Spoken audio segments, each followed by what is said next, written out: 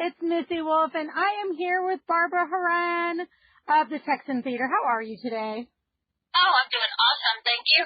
I am so jealous of your theater, I just have to say. When I looked this up, I was like, man, this girl has my dream, only she's achieved it. Thank you. I've spoiled myself. Right? So how long did you have this, vision before it became a reality?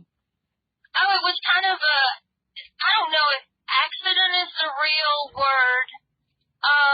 It wasn't like I had this dream and then we went there. People have asked me that, but it wasn't. I knew, I bought the theater because I didn't want the neon torn down. That's the very first thing.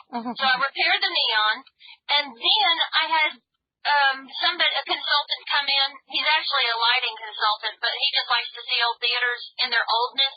Right. So he came and saw it, and then he went, you can do anything you want. This is a blank slate. Okay, so blank slate. Then I'm in Austin, because I split my time between Greenville and Austin. So I'm in Austin, driving down the highway, and went, oh my, I can be my dream. Nobody's going to tell me no, because I own the place. Right. I can enter in the entire world. Because he got to talk to people about everything, their lives, and how cool they were all the time. So that's what I was going to do. And that's how we built it. And then I just started, it sort of snowballed. How would I like to do that? I would like to see that without heads in my way. I like to see it where I can get in and out of my seat. And I don't want to sit in somebody else's lap. So I just took my dream, ideal way to experience entertainment and made it. Oh, that's fantastic. And then I kept telling them, thank you. I kept telling the architects and people said, no, restaurants are done, things are done this way. You need to put these chairs in. I said, just build it the way I tell you. And then I can fill the seats because I can sell the seats as they are. If you give me those seats, you can go anywhere. I needed it something that was unique. Why would I drive from Austin? Why would I drive 4 hours to go to someplace? Right. I won't do it if I can go next door. Exactly. And I mean, honestly, and for the folks at home who have no idea what your theater is, I'm so sorry, I didn't properly introduce it. But so your theater, I mean, you have dinner shows that are very intimate so that the fan and the artist can really connect on a level that isn't typical at any other, concert venue. And I've been to a lot of concerts and I've seen a lot of shows and I can't wait. I cannot wait to get to Texas to go experience this for myself. Oh, yes. I want to show it to you. Last week we had Mark Wills. I love Mark. We started chatting before the show started because I always start the show. I welcome everybody, but then I bring out the artist and we chit-chat for a few moments before the show starts. And they talk with me. They sometimes talk with the audience. Well, once we finish that, he says, well, how about this? Instead of our playlist, let's just do an all-request show. Wow. And they did. And they were doing songs that were like on the B-side of his second 45. I mean, they were doing obscure music, but the audience loved it. The songs they knew and hadn't heard live ever, maybe. Right. And they did it. And it was kind of magical. I think the fans absolutely had to have loved that experience too, because when you get to hear the obscure songs live, like that's just something that isn't very common at all. And I feel like the artists appreciate it more because their work is appreciated beyond the hits. And every artist I've ever spoken to, when they get to play those songs, it's really awesome for them. And you just had my other friends out there too. You had Nelson out there and John Schneider. Yes. Shane Owens, and I mean, those are all my boys. I love them all to death, and they're probably sick of talking to me by now, but oh no. I see them as often as I can, and I love those artists so much, and the smiles on their faces when they talk about your theater is incredible. And, oh wow, cool. And I just have to tell you, like, as soon as I heard them, Nelson especially, as soon as I heard them talking about how awesome the theater was and how awesome you were as a person, I couldn't wait to talk to you. So, how fun, thank you. Absolutely, no, thank you. But so another thing that stands out to me about your venue is that you make sure to point out to everybody who's visiting your website for the first time, who's attending a show for the first time, that, you know, your employees, your staff, they're paid a living wage so that they don't need to be tipped. And that is not something that you ever see. I don't think I've ever seen that anywhere else. I mean, it could exist out there, but I'm just saying I've never ever seen it myself before. Well, I was going to do it because I put myself through school waiting tables. And so I know it's a gamble, and it's hard to risk your children's food on a gamble. Right. And I wanted them to feel secure and safe and not beg for money and not be worried whether I had shows or didn't have shows or we sold tickets or didn't sell tickets. The same with the people on stage. I pay them a flat fee because most of them can fill stadiums. Yeah. And here I am at this point because we're not filling the room yet. I'm giving them 20 or 30 guests and you know, that can be a bit disheartening when the curtain opens, but it's not their fault and they shouldn't have to worry whether I sell tickets or not, whether they get paid. Absolutely. So everybody that comes in gets treated with respect, that sort of thing, so they're not, you know, worried about the money. Right. And I love that you do that too because, you know, I've seen so many stories from artists who have had to cancel shows because the promoter never did what they promised they were going to do and they couldn't afford to pay, you know, the artist. Right. And it's really sad. And, you know, those artists want to come out and play for their fans. But, right. You know, when things aren't, you know, handled appropriately, you know. Yeah, oh yeah. Well, and my concept is one price and you're done. So for everything, your dinner, your drinks are included, cappuccinos, lattes, because we have a coffee shop. Yeah. So anything you can get at that other place, you can get at mine. And we have all the fake milks, coconut, almond, and all that kind of stuff so that we can make it healthy for you. Absolutely. And then if I can work it out, a meet and greet. Although some of them, even when they tell me no, like last Sunday, Brett Michaels said there was no way, well, his people said there's no way he's going to do a meet and greet. Right. There's this, and this. Well, he got there and loved it, and we had so much fun that he said, hey, y'all want to have your pictures made with me? Let's go over here. And he met everybody in the room. I love that. I've heard so many great stories about Brett Michaels meeting fans.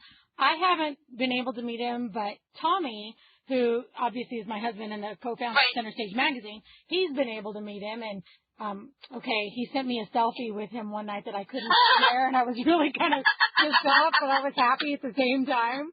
I thought that, you know, he's that guy. Everybody I've ever talked to who has met him, that's the guy he's been. So it's really awesome to hear that from a venue owner's point of view as well. He was great. We chit-chatted, came out. We didn't have a full house. We thought we were going to, but we didn't. And so he just made the best of the people that we had, and everybody was posting and telling people. And he posted the next day that he'd had a great time, which was, you know, amazing to me. I loved it. Absolutely. He was telling people. Well, and how long has your theater been open? It'll be 5 years next Wednesday on the 9th. Oh, my gosh. Well, congratulations on your 5-year anniversary. Our magazine. Thank you.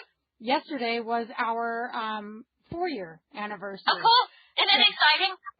It is absolutely exciting. I love it. And, you know, the direction you think you're going to go or the direction you thought you were going when you started, as you look back, you're like, wow, okay, I kind of swerved over here or turned over there, and you don't exactly go the same route that you intend, or at least that's the case for our magazine. You know, we're doing things that I never in a million years dreamt that we would do, which has been pretty exciting, and I'm sure that you're going to constantly come up with things that you didn't initially think of either. But in the fact that you have a coffee shop there too, that was like, I have to tell you, aside from the staff being paid a living wage, that right there is what sold me, because my dream with the magazine is actually, and I already have a name for the company and everything, but is to have a coffee shop where live music is played. Fun. Well, we don't actually do live music. In fact, I have no music, and people come. It's not really a library, but they come there because it is quiet and nice, and they don't have to fight with all of that other stuff to do work or to study or whatever. Absolutely. It's kind of exciting. That is really cool. You know, because it can be very obnoxious when you want to sit and relax, get on your computer, and you have, whether it's overhead radio music playing or live music as well. But that is definitely one of the things that, for me, I've wanted to do. Obviously, a different sort of concept than what you're doing. Oh, yeah, but it's sort of the same, but yeah. Right, but I have to say your take on it with the dinner included. I mean, you buy your ticket, and then everything is included except for artist merchandise. Like, that is so exciting for fans. And, I mean, knowing that people out there spend a ton of money on a good concert ticket. And if there's a meet and greet for one of their favorite artists, they will spend top dollar. And your venue, it's like a one-stop, like, just you pay the same price. Everybody pays the same price. Right. You get all your dinner. You get everything. Like, that is one of the coolest things, and I wish more people did it, but at the same time, I don't, because you have such a unique venue. You want to stand out, you know, from the rest, and I definitely think you do. And again, I cannot wait to visit there. So tell me who you have coming up, because I know that the fans who are going to be listening to this are just, they're just going to be excited about who's coming next and who's already been there. Right. Well, we have Sean Mullins coming up on the 4th. Then we have George Dukas coming on the 12th. The 13th is Driving Miss Daisy with Trevette and Miss Cahill from Walker, Texas Ranger, doing the two parts. I think I'm excited about that. They're doing 2 shows, and they're going to meet everybody between shows, and they're actually may be there for a few days. So I think it's going to be a lot of fun. Lee Greenwood's coming in December. We have Peter Pan meets Cinderella on ice on my historic stage in February. Oh, wow. And it's plastic ice. That is. They've had it two times before, and it's amazing to watch the transformation of my stage to ice. Yeah, I'm like, how do you do that? Is that hard? That's got to be. No, it's some kind of this. It's like a garage floor plastic stuff, and then they put oil on it. I don't know how it works with the ice skates, but it does. And really? Wow. Yeah. And it doesn't hurt my stage at all. That's fascinating. That is really fascinating. We had last year Catapult. Catapult came in, I think, second on one of the America's Got Talent, maybe. Okay. And we're probably going to have them again next year because it was so phenomenal. The shadow art or the shadow dancing kind of thing. Yeah. It's amazing. Oh, that's fantastic. I really do need to get out there. Like, I need a trip to Texas like you wouldn't believe anyway. But this right here just feels the deal for me. And you have so many of my friends coming to perform that even George Dukas, like, I know him and I love him to death. And he's great. So you'll have to tell him you got to talk to me, and I will. Hopefully he won't tell you any bad things about me. But oh my gosh, you have an exciting life. Is there anything else that you want to tell fans? But you know, I know that you have a busy schedule and everything, and I don't want to keep you, but is there anything else you want to tell fans about what you have going on and what they can expect? Well, we have all the things like that with meet and greets and the regular shows, but we also do a whole bunch of free stuff. Every Sunday we show a free movie. This Sunday is Titanic, and then Rocket Man, and then Amazing Grace, the Aretha Franklin story. Mm-hmm. Wow. That's coming up. And so my stage has stage stuff like plays, but I also do film, and I do live music, and I do comedians stuff on the stage, live stuff on the stage. So if you watch the schedule, you should be able to find something and find some star that you've been dying to meet. And if you come there, the odds are you'll meet them either at the meet and greet or maybe in the lobby, because Lee Greenwood hangs out in the lobby a lot just during the afternoon. Oh, wow. You know, he's so super nice, too. Oh, he is. Yes. I got to stand on a red carpet doing some interviews, and it was for the Kenny Rogers All In for the Gambler, his last show at Raleigh. And Lee is just one of the sweetest people to ever interview. he's just so nice. And he is, yes. You learn that in the country music side of things, that so many of these artists really are very, very, very, very genuine and kind-hearted. I grew up in LA area, so I'm not used to that. And so, I'm not going to name names, but there were a couple of A-list, actresses. That's as far as I'm going to go. It was an A-list actress. And she was very, very, very rude. And it was to people who were on set with her. And I watched, I was on set of this film, and I just could not even believe what I had encountered. And then I come here saying, I'm going to interview people. Are they all going to be mean? Like, you're just apprehensive about it. And, I haven't really seen any of that at all. And it's just been fantastic. And I'm sure for you in hosting these artists, that's got to be a breath of fresh air for you, is that most of these artists are absolutely amazing and down to earth, and you can actually talk to them instead of just an entourage. Oh, yeah. They once I get to and talk with them, now their people are worried about this, and they're worried about that, and there's this, and there's that, and I get, and I understand it, because like I told somebody with Brett last week, I said, I get it. My staff does that for me. They're always watching out. They're trying to make it all perfect. Understand these other people having staff who want to make it perfect for them, but when I get to the actual artist, we usually hit it off, and even when I've been warned that they're going to be a terror, they're not. When you actually talk to them one-on-one, and they're just another human being with, likes and dislikes, and they want it to come off for their fans the same as you do. Yeah. It's really a breath of fresh air.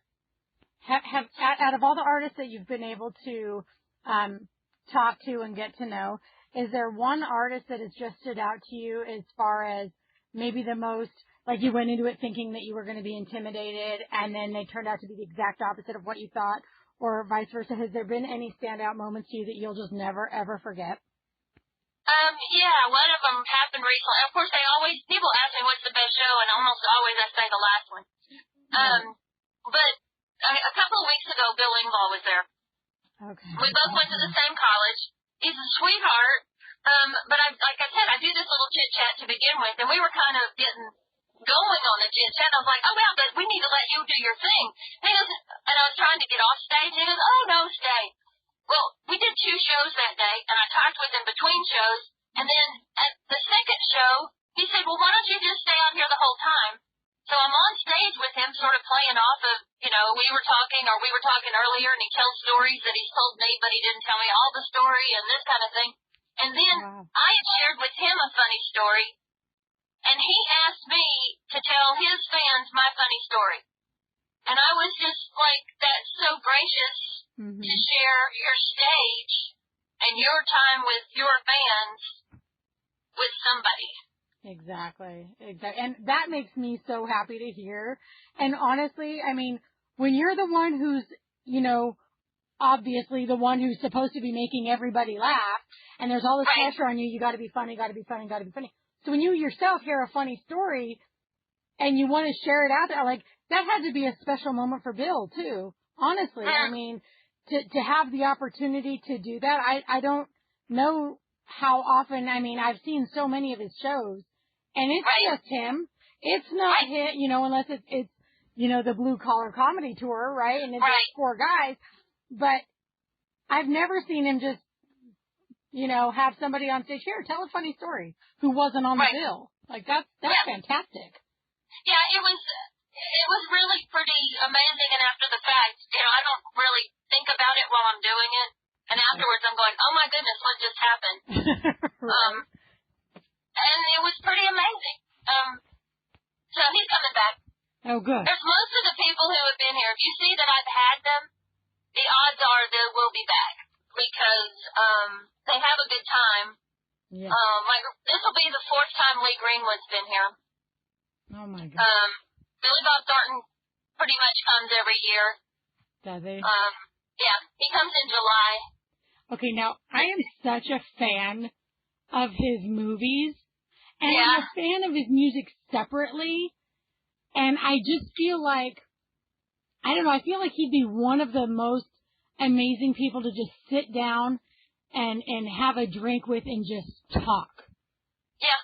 Because we haven't done a show like I did with the others with just the talk, but we've talked he and I have talked in the afternoon, and it's been really fun. I imagine he has so many amazing things to just share and talk about. He's had, I mean, I don't know if everybody feels the same way that I do, but to me, he's just one of the most uniquely talented artists that I know of, and I just absolutely adore that man. Yeah. But there was another one. I hadn't thought of this until you said the stories and amazing things. Barbara Eden, I Dream of Jeannie. Oh, yes. She came, and we did a conversation, chit-chat show, because she's performed with Elvis and all kinds of people, so it was fun to hear her stories besides Jeannie. Right? Exactly. And I mean, to hear stories, too, of performing with Elvis or for Elvis or whatever, like, those artists are few and far between nowadays. Oh, yeah. So that in and of itself is a really interesting and fun and unique thing to hear, from others. And the fact that, I mean, come on, Barbara Eden, she's amazing. She's just fantastic. She's my childhood. And one of the most gorgeous women. I remember growing up thinking, man, she's pretty. And she, I just want to be just like her. And I remember so many little girls trying to dress like her at Halloween and, everybody acting like her and just acting out some of her scenes on her TV show, which is just, memory lane is a fantastic place to go down. But, all right, well, oh my gosh, thank you so much for taking the time to chat with us.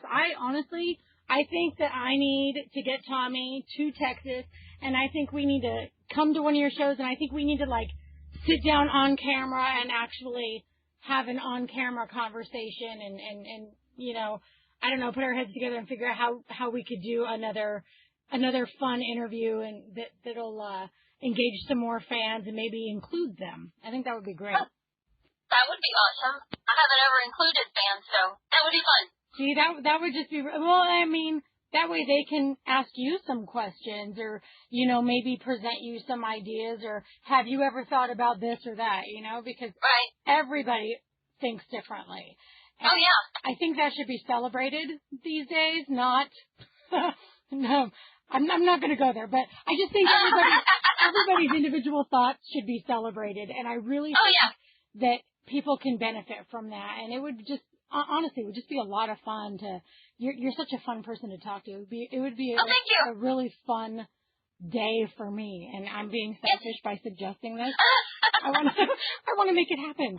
Anytime you want, come to Texas. I've got a camera and we've got a whole setup and we can record on stage. So that's fantastic. Now, if you need any ideas for guests, we know a lot of people too. So always, anytime, just hit me up and I will send people your way because honestly, if they don't know about your theater, they really need to discover it now, ASAP, because it is such a unique concept. And I think if it's not, God, if they don't know about it, they really need to. I can't say enough positive things about it. I'm so excited about your venue and discovering it. And thanks to Barry, for helping us discover you because, I just can't wait to see you. I can't wait to be there. Awesome. Thank you so much. Thank you. And we will talk to you soon. Thank you again so much for the interview. Guys, at home, check it out. It's the Texan Theater in Greenville, Texas, correct?